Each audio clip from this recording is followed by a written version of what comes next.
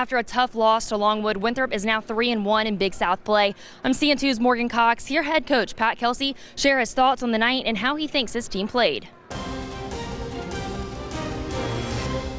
Winthrop tipping off against Longwood at the Winthrop Coliseum. The Eagles shot a season-low 27% as it dropped its first Big South contest with a 75-61 loss to Longwood. The Eagles shot just 18% in the first half and never got it going in the second half as their winning streak came to an end at 3 straight. The Eagles' top scorers Nick Smith with 14 points and Josh Ferguson also with 14 points. Longwood's top scorers Isaiah Walton with 30 points. The Eagles struggled in the first half, missing 16 straight shots after making 4 of their first 5 shots. Despite moving the ball and getting good looks, the ball just refused to fall through the net as the field goal drought lasted a little over 8 minutes. The Eagles made a few more shots to keep the game within reach before halftime. During the second half, the shooting troubles continued for the Eagles at the start of the half, missing their first 5 shots for a total of 14 straight misses. Longwood scored the first 7 points of the second half to open up a 15-point advantage.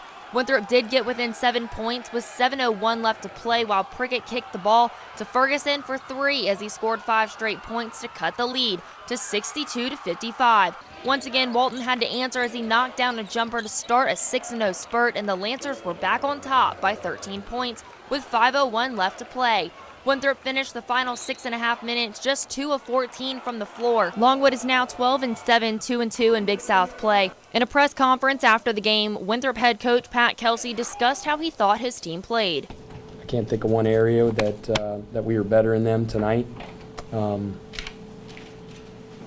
think we're a very good offensive team. They held us to 27% from the field, 25 from 3.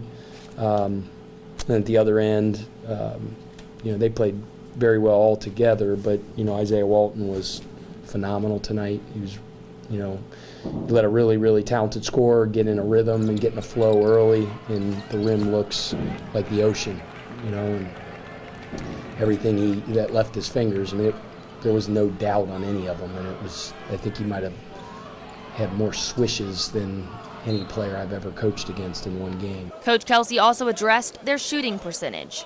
We were significantly less in our pass goal for the half in the second half, not even close, like maybe the least amount of passes that we've had for sure all year long since we've been measuring that. I think that's just an indication that we pressed too much and we tried to, win the game one-on-one, guys trying to make hero plays instead of playing together and playing connected and trusting the way we play. I felt like we trusted the way we played in the first half, and it generated some pretty good shots that didn't fall, and if we would have done the same thing in the second half, I think we would have had a better chance of more of them going in.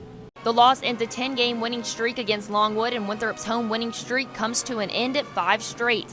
Up next, Winthrop looks to bounce back as it looks for its 3rd straight road win on Saturday, January 19th, when they travel to Spartanburg, South Carolina to take on USC Upstate at 4:30 p.m. The Eagles tip off at home again on January 21st at 2 o'clock against UNC Asheville. If you haven't had a chance to come see the Eagles play, make sure to do so. That'll do it for CN2 Sports. I'm Morgan Cox.